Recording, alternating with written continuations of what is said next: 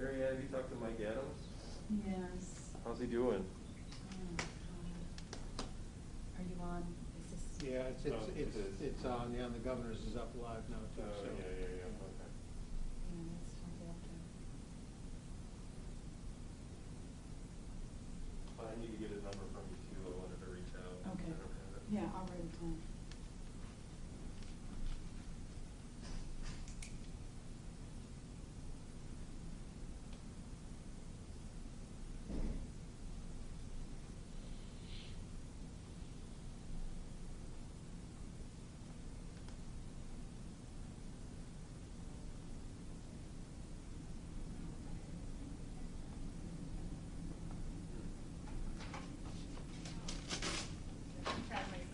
Thank you so much.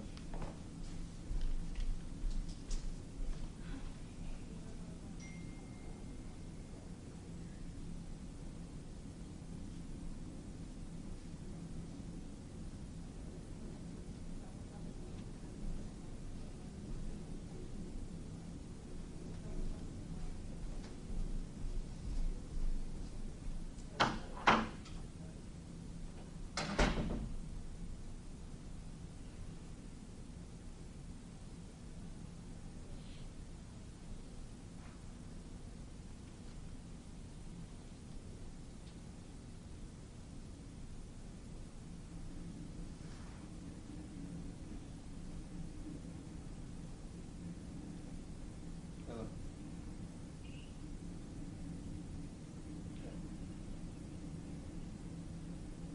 Okay.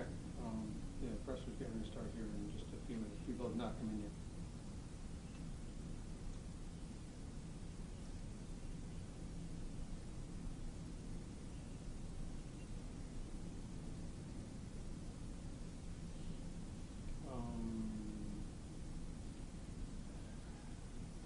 I think the mayor just got tested yesterday, so I don't know. Yeah, he's.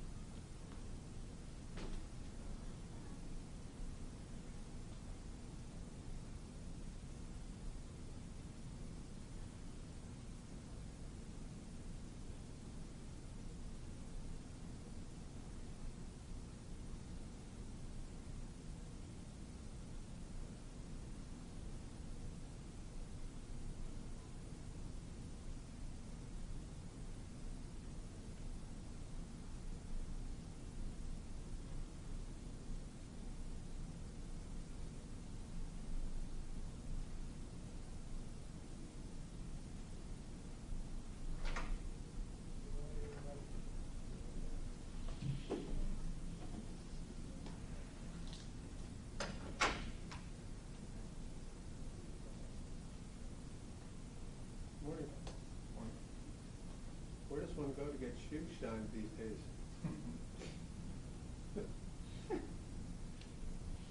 That was your one question for the president. That's, yeah.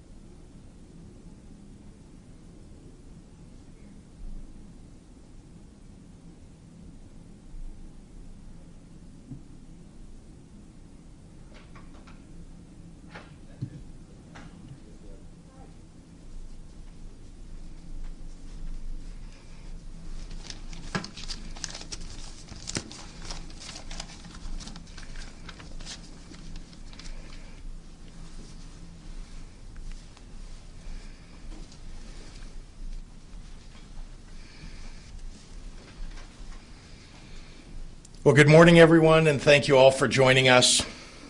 Standing with me today and sitting some in the front row here for the sake of social distancing are a broad coalition of Illinoisans representing different industries, geographies, and even political leanings.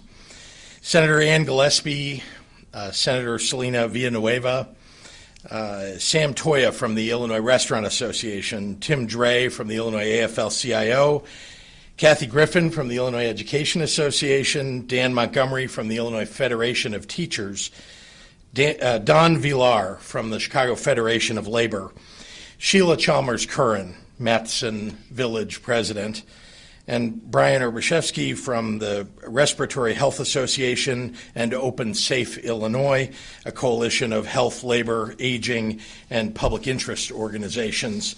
Did I get everybody? I want to make sure I've called out everybody. Thank you. The people joining are not always drawn together with common purpose, but there are some causes that are fundamentally right. And those causes draw people together from all walks of life, and keeping our people healthy and safe is one of those causes. As I've visited with and listened to mayors and health departments and people all across our state, it's clear that there is still an even greater need to get people to wear masks, especially to protect frontline workers, whether they're at the front of the store asking you to put on your mask or whether they're responding to 911 calls to save those in distress. As you know, not only have I traveled the state encouraging people to wear face masks, but we've launched a public awareness campaign designed to change the behavior of those who haven't yet started wearing face coverings. I issued our state's mask mandate 3 months ago on May 1st. Our actions today build on that work.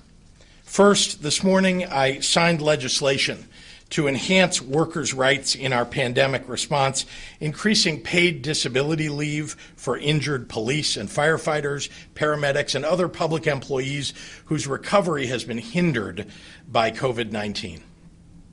This legislation also offers protections from assault for retail workers, many of whom are tasked with asking the public to follow certain COVID mitigation measures indoors. In many ways, these workers are now serving at the forefront of public health mitigation efforts in encouraging social distancing and the use of face coverings. It's in that same vein that the Illinois Department of Public Health is today submitting new emergency rules to assist law enforcement, local boards of health, health authorities, states' attorneys, and the general public in enforcing the use of face coverings and social gathering restrictions.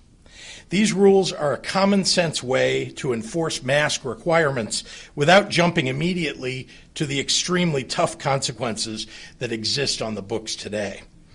They'll give local authorities a step-by-step guide on how to enforce masks and distancing, and an opportunity to help businesses act in good faith. The first step in the proposed rule is educating businesses on compliance. The next step is a warning.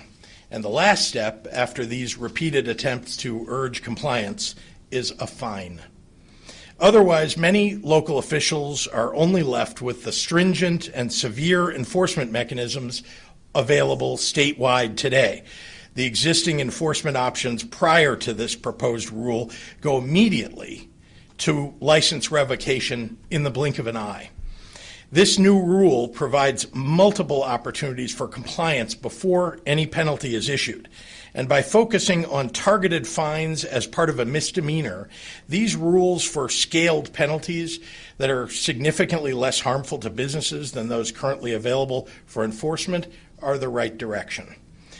The majority of states, from our Midwest colleagues like Ohio and Wisconsin to Republican led states like Georgia and Florida — Ohio is also Republican-led, I should add — have similar enforcement in place.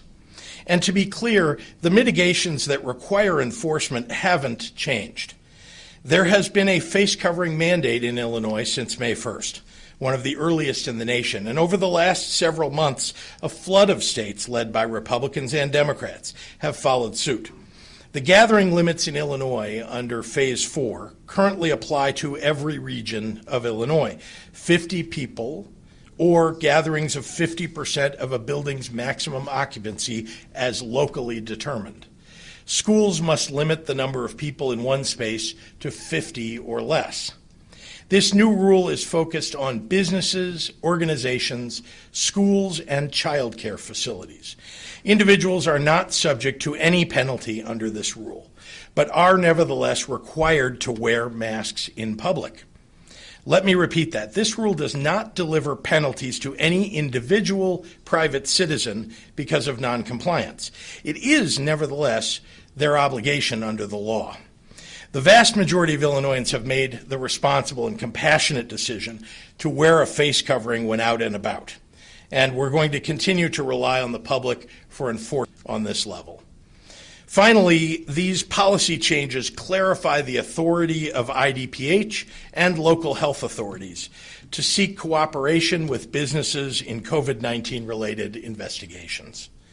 Illinois has made substantial progress in our fight against COVID-19 because the vast majority of communities and business owners have done the right thing and followed the public health guidance. These rules will help ensure that the minority of people who refuse to act responsibly won't take our state backward. I ask that members of the General Assembly who serve on JCAR move forward expeditiously and give local health departments, law enforcement, and communities the tools they need that are proven to stop the spread of COVID-19. Since the earliest days of our pandemic response, Illinois has been consistent in its mission, prioritizing the well-being of our people. Things are hard right now. I get that. And the people standing here with me today get that. But when it's hard, especially when it's hard, we have to make sure that Illinois supports all the people who call this state home. And when we prioritize our first responders and our workforce, when we put public health above politics, when we choose to keep our neighbors and our loved ones safe and our businesses open, that's what it means to be all in Illinois. Thank you, and now I'd like to turn it over to a great leader in Springfield, Senator Gillespie. Senator, there you are. Thank you, Governor, and I'd like to thank my colleagues in the General Assembly for our work this session in protecting our frontline workers. We brought together numerous groups to the table focusing on protecting frontline workers from the risks that they are taking on our behalf. And this legislation is critical to ensuring their safety, protecting them and their families. So I thank you again for supporting that. You know, our numbers are trending upward in the state again, and no one wants to go backwards, and we're all tired. But this is a serious illness, and we all have to be serious about doing what we can to reduce the spread. With simple actions, wearing a face covering, maintaining social distancing, limiting the numbers of people at gatherings, we all can save lives and protect those frontline workers at the same time. Do it for those around you. Do it for healthcare workers. Do it for all our essential workers. Do it for your friends and family, your neighbors. Just do it. Thank you. And with that, I'd like to invite Kathy Griffin now.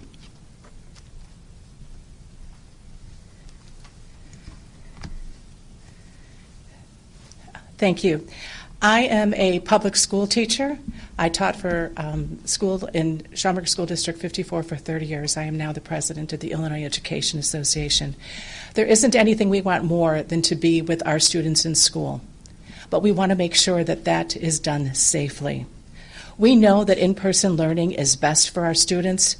However, each school district must develop a practical, enforceable safety plan that follows the guidance from the AAP, the CDC, the IDPH, and the ISBE, as well as paying attention to COVID data and positive cases in your community. These guidelines are quite simple. Everyone needs to wear a face covering, maintain social distancing, wash your hands. Temperatures should be checked of your children before they go to school. Develop cleaning and sanitizing procedures, along with the correct materials to clean and sanitize our schools, and make sure that everybody has appropriate PPE. The PPE for our cooks, for our custodians, our nurses, and those staff who are working with children with special needs, as well as some of those children, needs to be different than that of classroom teachers. If a school is not able to implement and follow, support, and enforce these guidelines, you should begin remotely for the safety of our children. This is not how we wanted to begin teaching with our kids this year. I say our kids because when they're part of our classroom, they're part of who we are. They're part of our family, and they touch our hearts in ways you cannot imagine. Their successes we celebrate. When they have struggles, we help them. We want to be with our kids, but we have to do so in a safe manner. I ask you, please, wear a face covering, maintain social distancing, do the right thing for your family, for your neighbors, for your community, and most of all, for the over 2 million students in the state of Illinois. Thank you. I would now like to introduce my colleague and friend, Dan Montgomery, President of the Illinois Federation of Teachers.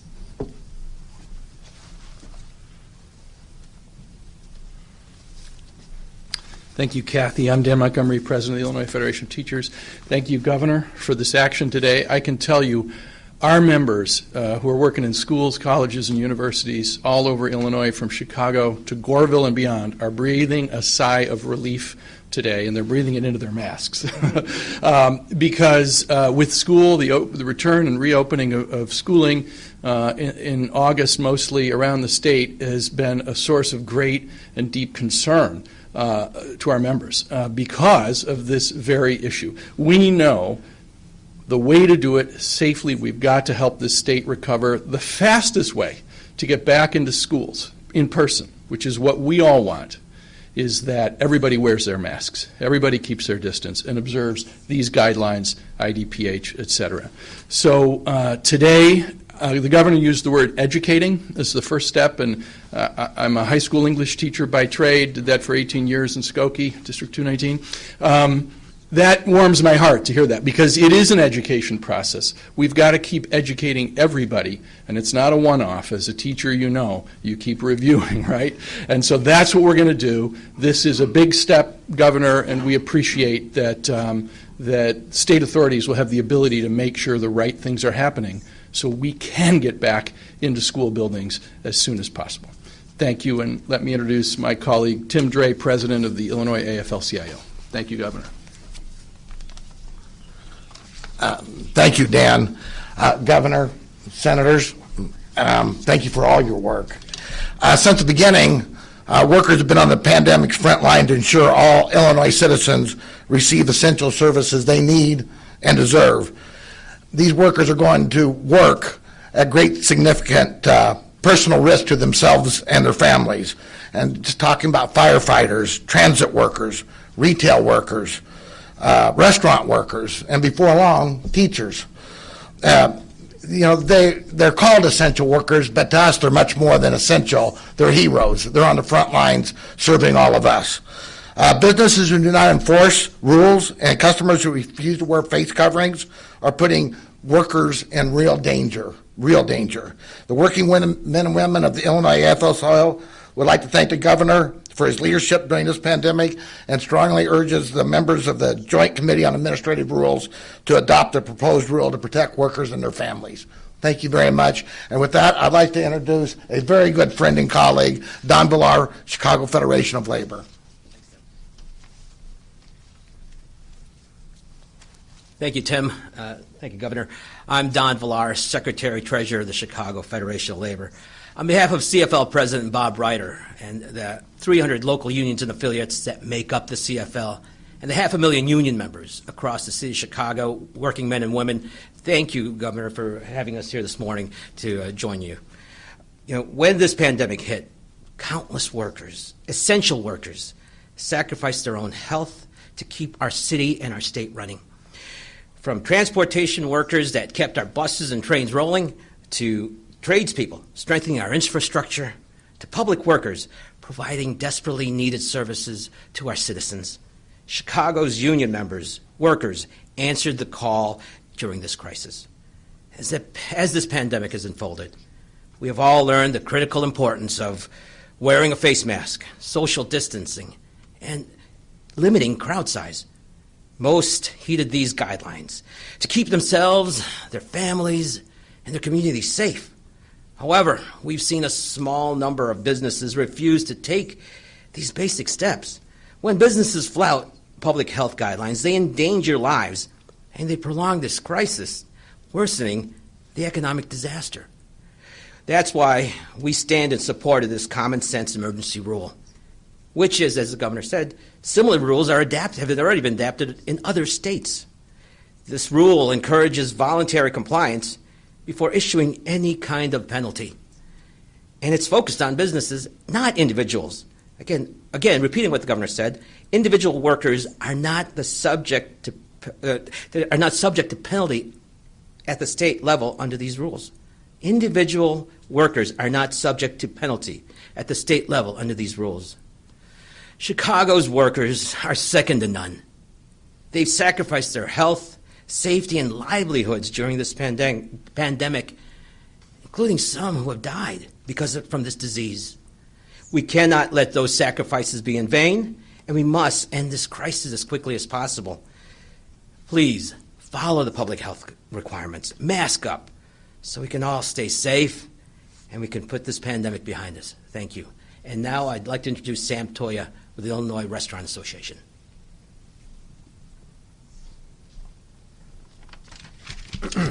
Thank you, Don. And good morning, everyone. Again, I'm Sam Toya with the Illinois Restaurant Association. The governor's order today is a further step to drive home the fact extra safety precautions and face coverings are necessary for everyone during this critical time. If we want to stay on a steady path and keep our progress with reopening, it's up to every individual to work collectively towards a common goal. It's not one group, one industry, one region. We all need to be rowing the same way. For restaurants and bars, the safety and welfare of our team members and guests is the top priority of all of this.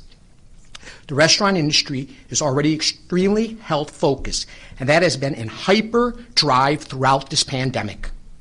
Face covering, social distancing, sanitizing, PPE, and more. are absolutely crucial to keep both our team members and guests safe. Again, keeping our team members and guests safe. It's simple. If you choose not to adhere to public safety guidelines or house rules at businesses, your favorite restaurant, shops, bars, salons, hardware stores, and more will pay the price. Help us so we can serve you. The stakes are too high, as it would be catastrophic to shut down our economy once again. It would be the death of the hospitality industry here in the state of Illinois.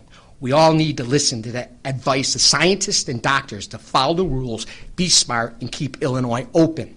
As we say at the Illinois Restaurants Association, covered faces keep open places. Now, I'd like to invite the governor up for Q&A. Thank you. Thank you, Sam. Thank you all, and I do want to. Senator Villanueva didn't get a chance to get up and speak today. We didn't want the program to go much longer, but I do want to recognize her again, and of course Senator Gillespie for their leadership in the General Assembly on issues of keeping our workers in particular safe and healthy. So, yeah, right over here, and then I'll get you. Governor, yes, sir. Everyone up here is making a point of stressing that this is not going to penalize individuals. That's right. Why not penalize individuals? Yep. Is that the best way to get compliance from workers, even if the business is, at large compliant, but the workers aren't, where the customer isn't playing by the rules, and couldn't that take pressure off of employees having to interact with customers? Well, much of the interaction that's going on between people around the state is going on in establishments of business, in bars, restaurants, retail, many of the things that Sam Toya was talking about, salons and so on. And it is in those enclosed places inside where it's vitally important that people are wearing their face coverings. I'm not excluding, by the way, that people need to wear their face coverings when they're out and about.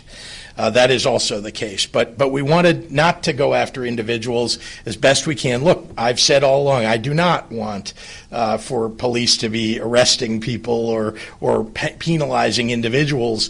On the other hand, I've asked local authorities, including police, including local health authorities, to remind people as frequently as they possibly can that they need to follow this mask mandate. This is another step forward to protect workers who, by the way, are also the very people who are shopping in the stores in other circumstances, the very people who are working sometimes in schools as a second job. So I just want to emphasize that at this point, this is another important step forward for us in enforcement. Governor, you had you had thought about doing this before. Mm-hmm. You ended up withdrawing the rule because I believe there wasn't a bipartisan sense that this would pass. What makes this different? Do you really think this will get through? Yeah, so you're right. There was a rule that was introduced earlier. We withdrew it because the legislature said they would take it up in session. They didn't do that. And now there are a variety of reasons why they didn't do that, but now is the time. We must make sure, this is a make or break moment for the state of Illinois, for making sure that people are doing everything they can to mitigate, to reduce the spread. And so this is a moment for us to enforce the masking requirements across the state. How is this different? What's different about this rule is it focuses on warnings and then a fine. What's available to us in the law is only essentially a misdemeanor immediately as a solution to the problem. And that was something that JCAR did not want us to move forward with.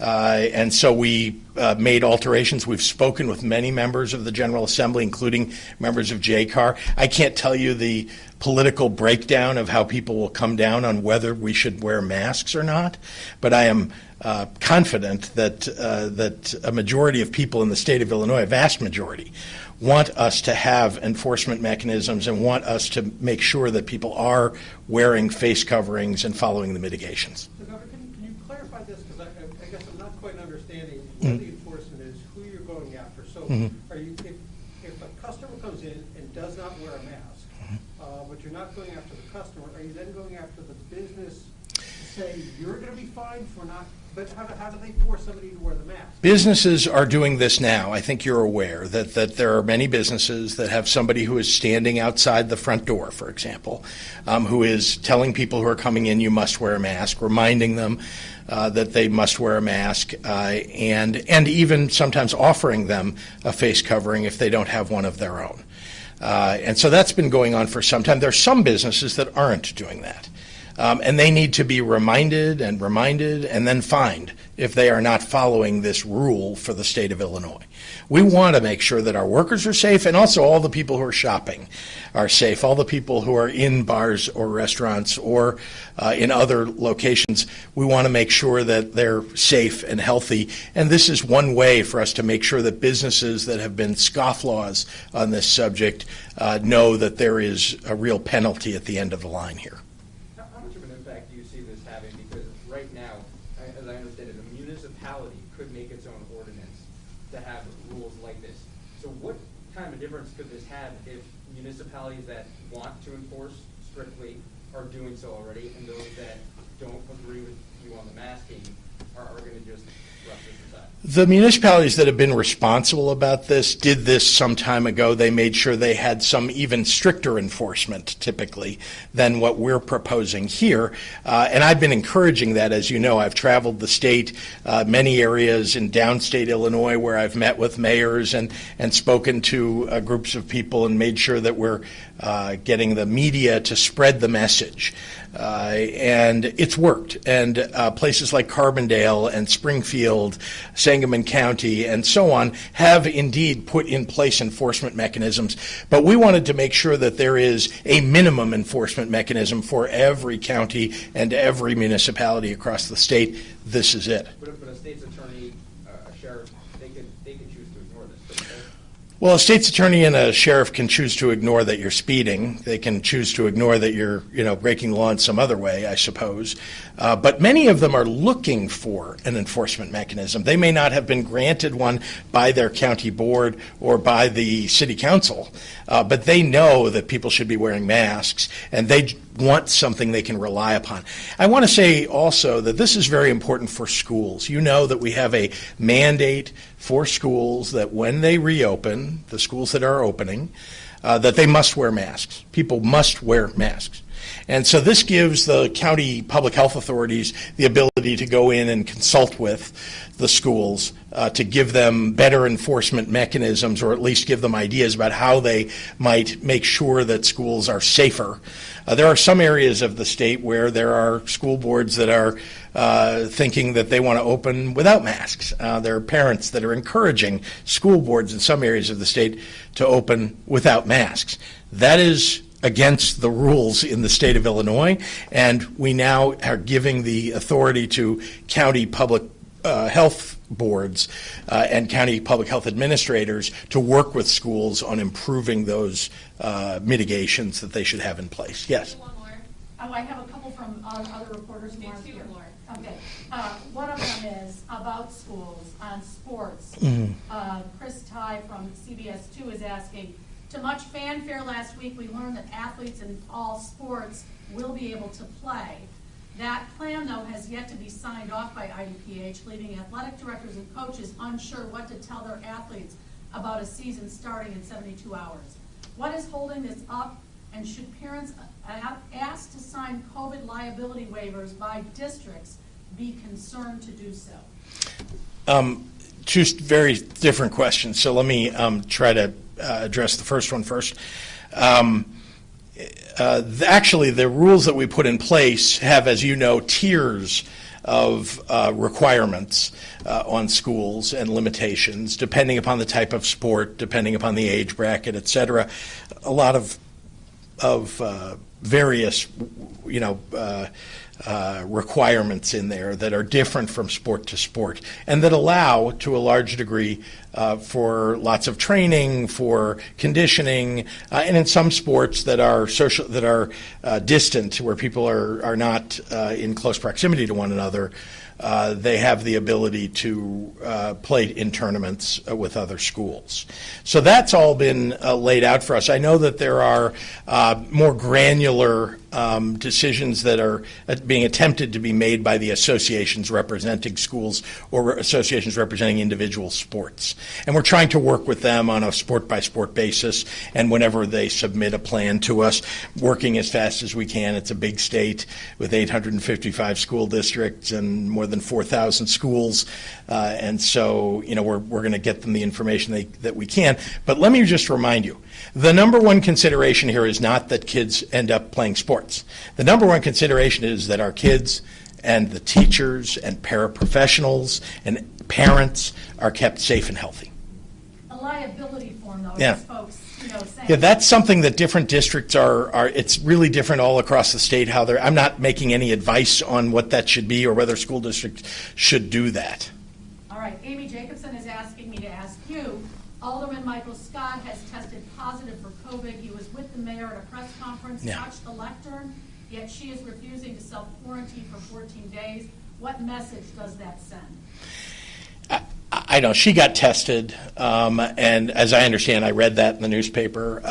So I know that the mayor is quite well aware, as am I, the dangers of COVID-19, the way that it spreads, et cetera.